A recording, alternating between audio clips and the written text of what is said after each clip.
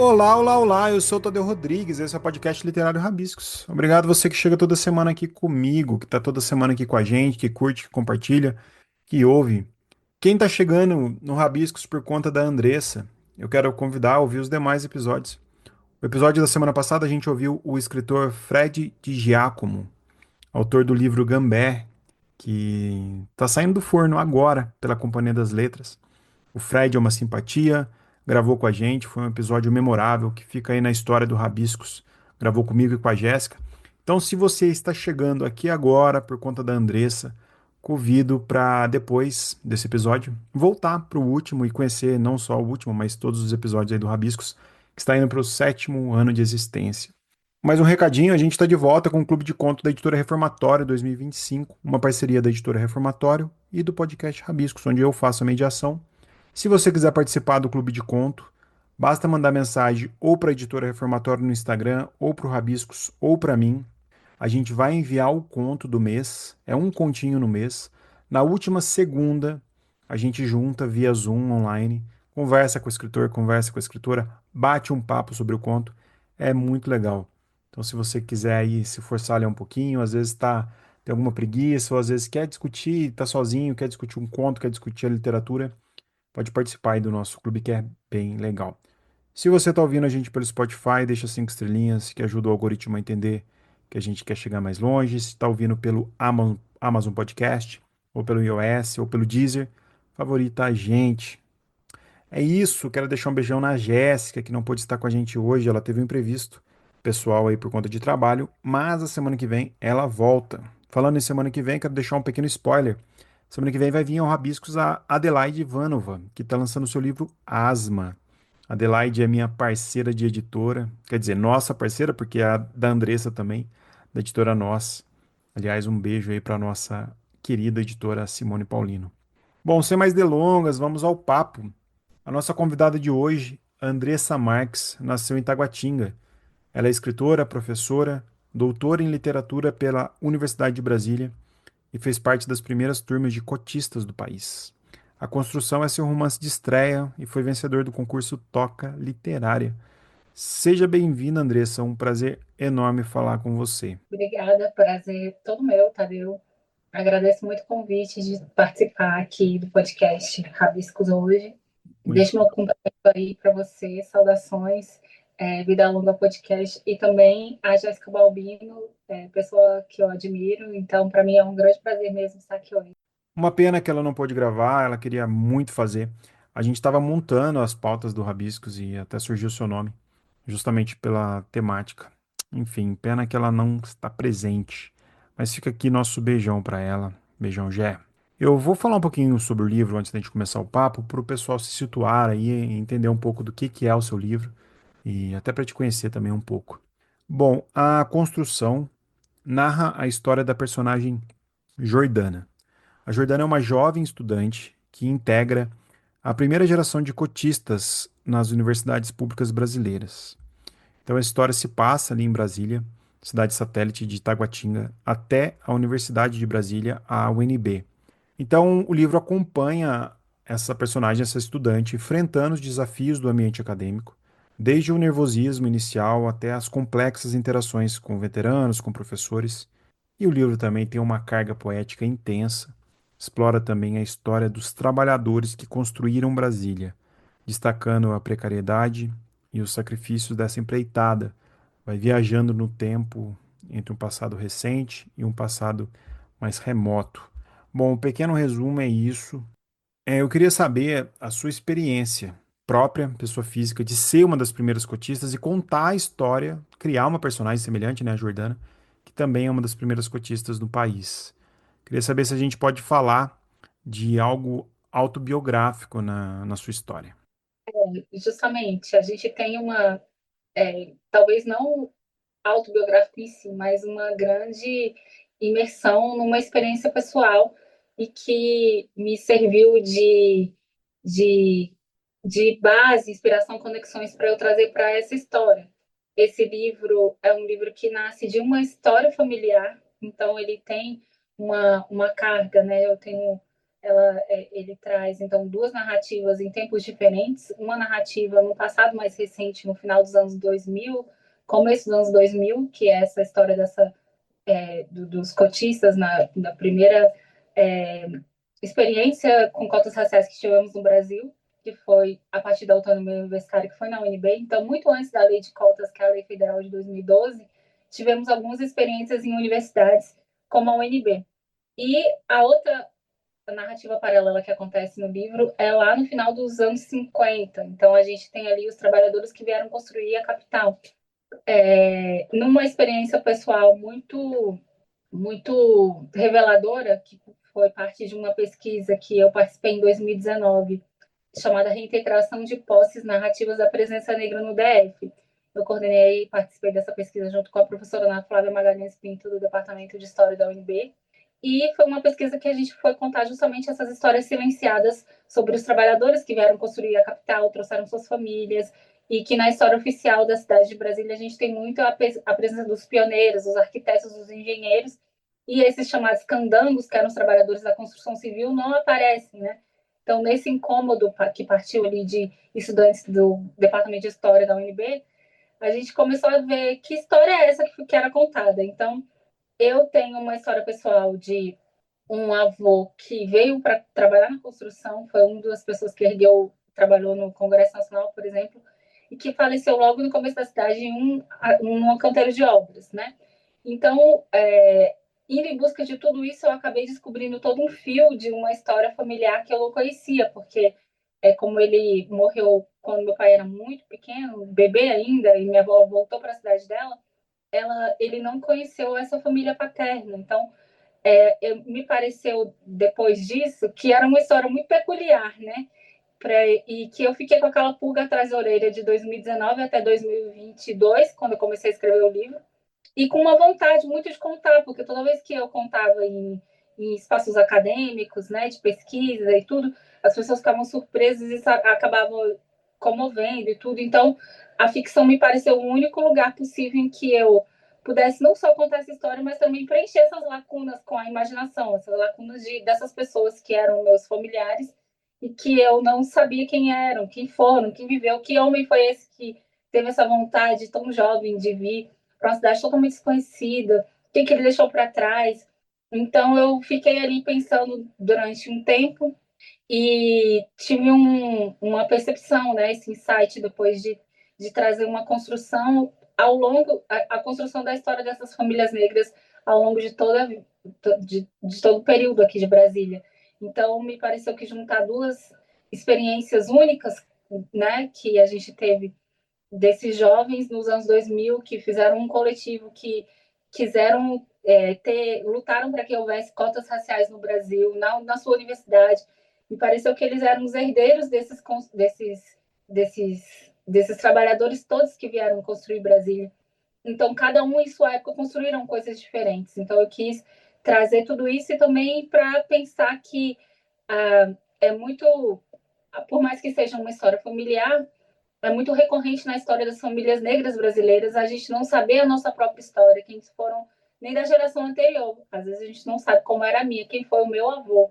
Então, mesmo tendo uma carga de uma experiência pessoal forte, eu consigo identificar ressonâncias na vida das famílias negras, né? E eu quis, com duas histórias, justamente mostrar que existe um passado além do passado e que essas famílias elas se constroem numa dificuldades perenes, né? Uma dificuldade perene que é ser negro no Brasil ainda hoje, com vários forjados em cima de várias situações racistas e que esse passado é tão grande na vida delas e elas não conhecem. Então, em dado momento, essas narrativas vão se encontrar para tudo fazer sentido em uma história única. E você falando, Andressa, eu tenho uma história muito íntima com Brasília. E você foi falando e eu pensando que provavelmente, muito provavelmente, os nossos avós se encontraram nesse passado. É porque meu avô tem uma história muito parecida com o seu. Ele saiu de casa muito cedo, ele tinha uns 12 anos mais ou menos, e também sem saber a história da família dele. Eu lembro que ele se chamava João Rodrigues, mas eu lembro que no RG dele apenas tinha o nome da mãe. ele não sabia quem era o pai, né? Vem em branco. E a mãe não tinha Rodrigues no nome, e aquilo sempre mexeu muito comigo. Eu fico pensando, né? O meu Rodrigues veio da onde, né? O meu nome, inclusive. E ele também vai para Brasília trabalhar como tratorista na construção de Brasília. O meu pai vai com ele, né? Bebê, pra lá, minha avó também. Eu tenho um tio, inclusive, que nasce no acampamento, né? Antes da fundação de Brasília. E você falando veio isso na minha cabeça, sabe? Em algum momento eu tentei ir atrás da família dele, mas eu não consegui. Ele sabia muito pouco, ele sabia só os primeiros nomes dos irmãos. Então, quando eu estava lendo seu livro, ouvindo você falar, me senti muito identificado, me afeiçoando mesmo com a história, mexeu muito comigo. Eu queria perguntar a respeito disso. Você fala da história do negro de não ter conhecimento passado, e aí vem a cota, né? A cota surge e todo mundo na época tentando entender o que que era. Eu também estava na faculdade e só se falava disso, né? Na faculdade de Direito ainda. Quem era contra tinha um discurso muito simplista, falando que o certo era cota social e não racial, era cota para pobres e não para negros, aquela coisa meio Morgan Freeman, meio demagoga. Mas eu tive também professores excelentes que explicaram a cota, defendiam as cotas, explicando aí o beabá. Então eu queria ouvir você sobre a evolução desse tema, a evolução da cota, e em qual cenário, em meio a essa discussão toda atual, né, a construção chega. Primeiro, achei curiosa essa história parecida mesmo do seu avô. Realmente, ali a gente teve a construção da capital, ela mexeu com o Brasil inteiro, então foi uma migração assim de escala muito gigante, né? Então essa história. E eu também sabia muita coisa, foi um nome e uma sorte ali. Então, Tadeu, busque a história do seu avô também, que você pode encontrar nesses arquivos, arquivo público do DF, cemitério, enfim, várias situações aí que os arquivos podem Vou nos atrás disso aí. salvar. Às vezes a internet não, mas os arquivos sim, ou os dois. No meu caso foram os dois. E assim, eu acho que é, a gente tem, né, o cenário de publicação desse livro hoje, falando sobre não falando sobre, mas trazendo é, uma história, né, de formação de jovens negros aí que que amadureceram, cresceram dentro de uma política tão inovadora para o nosso país. Ela não era nada inovadora, né? Não é uma novidade em outros países, mas eu vejo que a gente teve uma mudança substancial nas relações sociais forte, né? E devemos sim termos a coragem de atribuir isso também às modificações que a própria universidade trouxe com essa nova composição.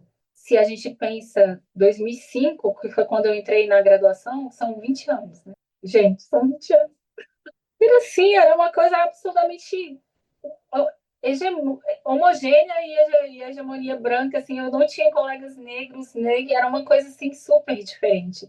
Então, tudo isso veio só uma mudança na epiderme, né? A gente tem uma mudança epistêmica forte, porque as pessoas acabam, você tem toda uma disputa, né, discussões, as pessoas querem ler outros autores, as pessoas, isso sempre esteve no cenário ali dessa universidade que ela quer ser diversa não só no documento, né, no RG, mas ela quer ser diversa também naquilo que a constitui, que é o conhecimento, é formar o conhecimento, é trazer outras bases de saber para avançar, né, trazer inovações. Então, eu acho que hoje a gente tem um cenário totalmente diferente. Se pensarmos até na literatura brasileira, hoje, há 20 anos, né, a pesquisa da professora Regina Dal Castanho, que ela lançou em 2004 sobre o perfil dos escritores e dos personagens, né, na literatura brasileira. A gente tinha massivamente escritores brancos do Sudeste, homens heterossexuais, e a mesma coisa com as personagens. Então é muito diferente, né? A gente não precisa nem.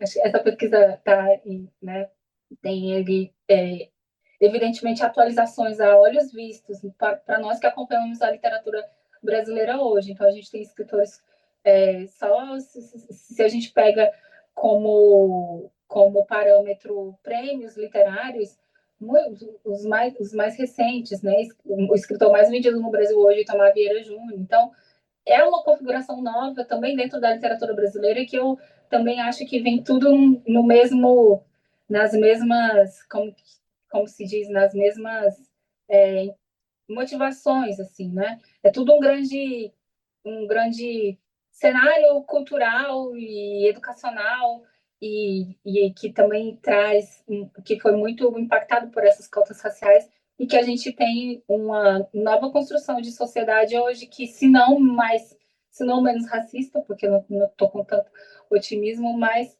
com, com mais com mais capacidade de discutir sobre ele. Então, acho que as cotas raciais foram assim muito importantes para isso. É como se você tivesse colocado de fato o bode na sala e as pessoas tiveram que falar sobre ele. Imagina que o movimento negro dos anos 70, dos anos 60, aliás, dos anos 70, 80, para falar do MNU para cá, falava sobre racismo no Brasil e isso não existe. Então, assim, hoje em dia é impensável falar sobre racismo e alguém falar isso não existe no Brasil. Então, uma mudança muito grande mesmo de qualidade do debate, eu acho, tá? E que a gente avança. Então, acho que a construção chega nesse momento, trazendo um pouco do que foi a experiência desses jovens, compartilhando suas vontades ali naquele período. E eu fico muito feliz de ter uma consonância também de publicações no assunto, que a gente tem, então, de onde eles vêm, do Jefferson Tenório, e também o Embranquecimento, do Evandro Cruz Silva, que também foi publicado ano passado, e os dois também ali nesse cadinho ali que foi a experiência as primeiras experiências de cotas no país, né? Eu acho de suma importância a história documentada com a literatura, né? Falando sobre os dias de hoje, em contraposição ao mundo que tem se virado contra políticas sociais, grupos sem vergonha de ser racistas explicitamente, neonazistas, né? Aliás, eu sempre entro nesses grupos para ver esses malucos que eles estão falando, até para eu poder denunciar, que é uma coisa que eu faço com frequência. E eu vejo esse pessoal novo numa luta contra a academia, demonizando as universidades como se fosse um ninho de pessoas ruins, né? Claro que eu tô falando aqui desses discípulos de, sei lá, de coaches financistas, né? Essas pessoas fundamentalistas.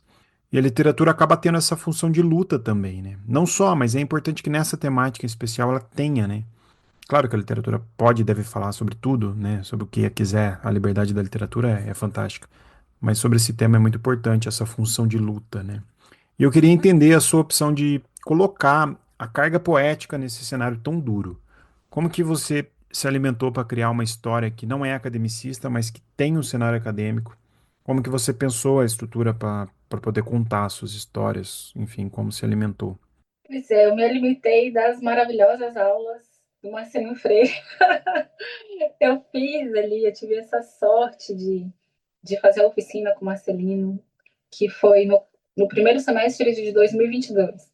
E ali, de fato, foi a minha primeira oportunidade de fazer exercícios de composição de personagem, de cenas, exercícios de escrita criativa mesmo que eu nunca tinha tido a oportunidade de fazer, nunca tinha feito, apesar de ter uma vontade de escrever ficção, mas que eu deixava para lá, de lado, achava que era uma coisa que não rola, você é uma acadêmica da literatura, não uma escritora, uma professora de literatura. Então era algo um sonho que eu deixava meio escondido. E quando eu comecei a fazer esses exercícios com o Marcelino, as aulas, o livro já começou a surgir dessas que ele já tinha, né? Penso que eu estava ali pensando e vivendo com essa história de 2019 até 22. Então você vai e volta em várias coisas, você fica ali burilando muitos pensamentos. Então, na hora de colocar no papel, eu fui por vários caminhos, assim, né? Uma narrativa toda no presente, com a protagonista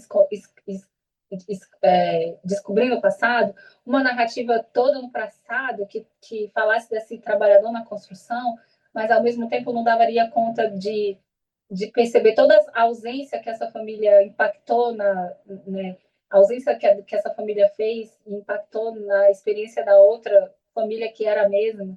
Então, eu fui ali buscando muitas coisas até que eu cheguei. Parecia um insight, ele é uma coisa curiosa, né?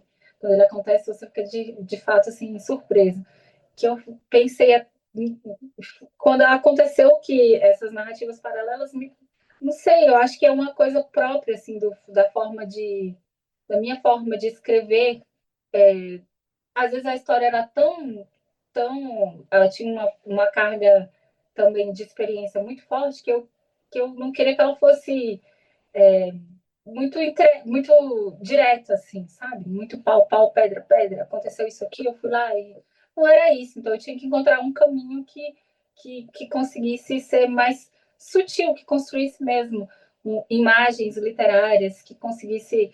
E aí eu fui assim por esse lado, assim, às vezes foi acontecendo dessa forma, mas eu quis mesmo que o livro tivesse um quê de uma um quê de um não sei dizer como, mas algo que quase como que essa história passou tanto tempo, né?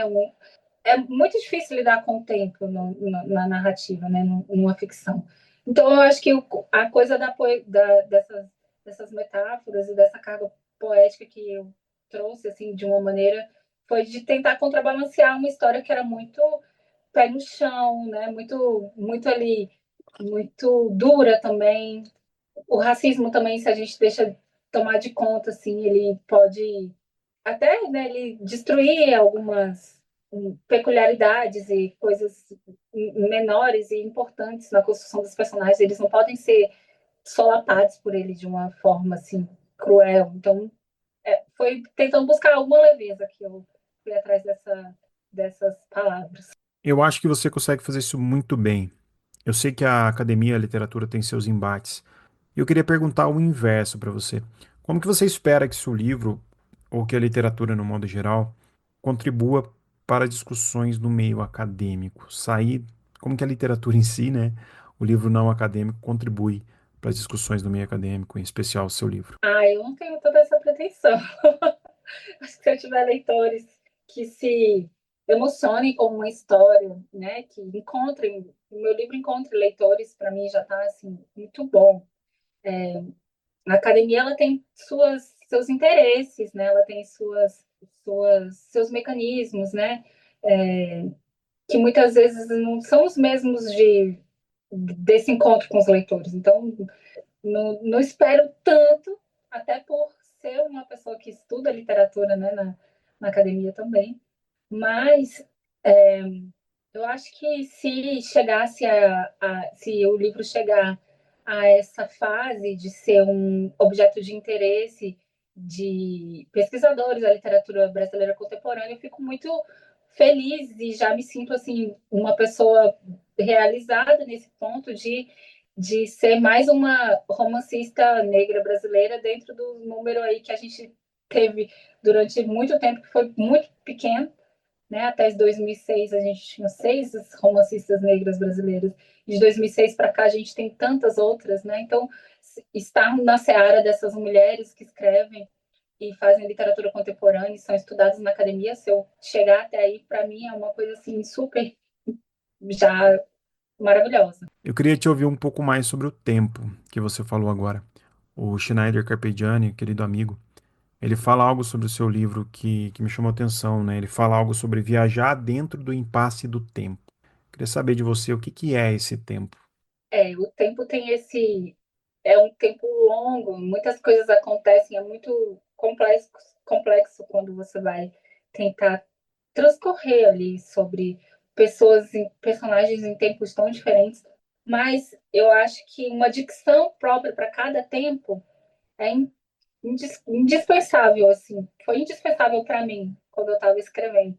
Então, quando eu estava ali, e para mim foi muito mais difícil escrever essa história do passado recente do que a do passado dos anos 50, porque talvez até por ser pesquisadora, eu conseguia ser, né, vocabulário, coisas que eu fui ali imergindo, lendo, fazendo uma imersão sobre aquele período e tudo, e construir aquele cenário, aqueles lugares, aquelas vozes. E na contemporânea, nessa mais recente, era muito difícil, porque aí a chance de contaminação da sua linguagem é muito mais direta, né? Então, para mim, foi muito mais difícil o distanciamento dessa história ali dos anos 2000 e por razões óbvias também, né? Porque eu também foi algo que eu participei. Então, esse impasse do tempo é presente quando você se desafia a escrever histórias em tempos diferentes, né? Mas é muito importante tentar ser original numa dicção. Então, o tipo de vocabulário, o jeito de contar, o jeito que as personagens, né? A gente tem uma narrativa em primeira pessoa na história mais recente. Até isso, né? Ser em primeira pessoa é mais difícil ainda, porque você tem a perspectiva daquela personagem e ela não pode ser uma personagem que é Deus, né? Ela não sabe tudo, ela sabe da perspectiva dela. Então é sempre algo muito difícil de medir ali. Nessa narrativa dos anos da construção de Brasília, eu fiz em terceira pessoa, né? Então é uma composição dentro da composição. E eu tentei me segurar, né, vencer esse impasse, me prender em uma dicção diferente para cada uma delas, para que não ficasse uma coisa assim só, ao mesmo tempo que era para ser uma coisa só no final. Eu queria que você falasse um pouco de Brasília como personagem. Quem é de fora de Brasília ou não conhece, não tem muita ideia de como funciona. Tem uma impressão diferente de quem tem uma história com a cidade, né? A cidade satélites e a cidade do poder não dá para entender direito quem é de fora, apenas estando aí ou vivendo aí, né? Eu queria entender um pouco isso, Brasília na sua ótica enquanto personagem do livro. Ah, é ótima pergunta. Brasília é um personagem mesmo nesse livro e eu acho que assim é uma cidade muito singular nessa formação dela. Socioespacial, como que fala? Eu ia falar um advérbio que eu acho que eu ia inventar agora, socioespacialmente, mas acho que isso não existe. Vai passar a existir a partir de agora. A dimensão socioespacial da cidade é totalmente demarcada racialmente. Então, assim, quando a gente fez essa pesquisa que eu falei para você no começo, a reintegração de posse, as pessoas que foram lá na exposição, que ela teve mais de 20 mil visitantes e tudo, a gente pediu para elas interagirem, né, e colocarem lá de onde elas vieram a família delas, e elas são daqui da cidade e tudo. E elas ficavam surpresas com os dados falando, né, como assim que essa cidade é tão negra? Quem vinha de fora não achava que Brasília tinha tantos negros, assim, que a gente tem, assim, mais de 60% da nossa população negra. As pessoas ficavam, ai, como assim? Então, o imaginário que a gente tem construído para fora da cidade é uma cidade anódina, até branca, né, que tem toda a questão da escala do poder, o plano piloto, mas toda a cidade satélites ao redor, a gente tem uma configuração racial demarcada, e desde o princípio, desde os primeiros planos diretores da cidade, desde os primeiros mecanismos ali de organização socioespacial, de onde ficariam, né, as áreas mais nobres e tudo, a gente já tinha tem uma grande cidade satélite que chama aqui Ceilândia, que é esse CEI é o Centro de Erradicação de Invasões. Então, as pessoas que vieram construir e que, porventura, depois não conseguiram se estabelecer no plano piloto, porque eram pessoas pobres, pessoas que não queriam também voltar para suas cidades. Então, elas faziam as invasões, né, as ocupações dos ambientes ao redor do plano piloto para morarem, e elas foram massivamente é, tiradas, e aí se formou uma cidade que nasceu de uma erradicação de invasões. Então, é algo muito forte aqui no nosso, na, na, na, nos debates sobre a cidade, né? A gente tem a sorte de termos um grande cineasta, que é o Adilei Queiroz, que é um querido, né? Uma pessoa muito, um artista, um diretor de cinema muito atento a isso que nos formou culturalmente, né? Então a gente tem ali todas as pessoas que a, ao passo que são excluídas do espaço mais privilegiado da cidade em termos de políticas públicas, de equipamentos culturais, de equipamentos públicos, melhores escolas, e que foram levadas com suas famílias para outros espaços que não tinham todos esses acessos. Ao mesmo tempo que isso aconteceu, foram pessoas que são responsáveis pela formação cultural da cidade de uma maneira muito forte. Então, você tem Sobradinho, manifestações do Pulou Meu Boi de São Teodoro, que era um maranhense que veio para cá. A gente tem as escolas de samba na cidade como Cruzeiro.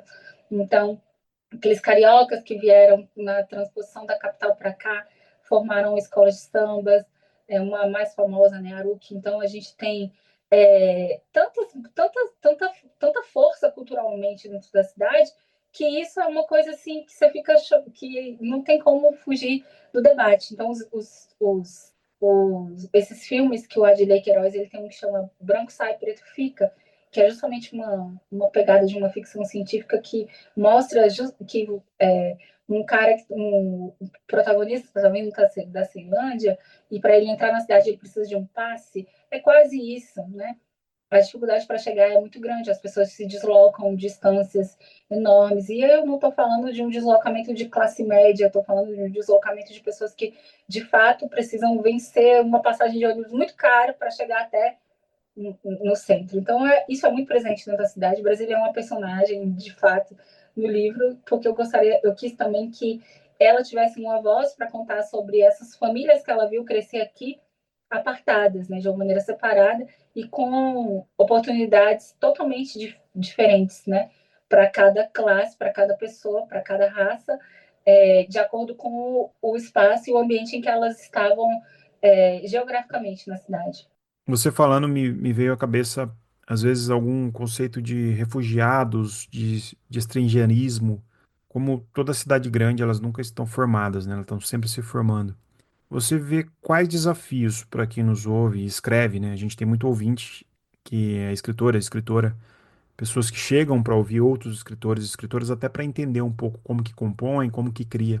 Quais desafios você pode falar para essas pessoas que querem contar uma história colocando a cidade ou o ambiente como personagem ou como protagonista? Eu acho que eu lembro de uma coisa que o Marcelino falava na oficina, quando eu mostrava ali uma parte da história que eu estava tentando escrever, e ele falava: você já tem o ambiente, você tem o cenário. Então, para isso, quando a gente tem essa definição, você sabe que você tem aquilo, né?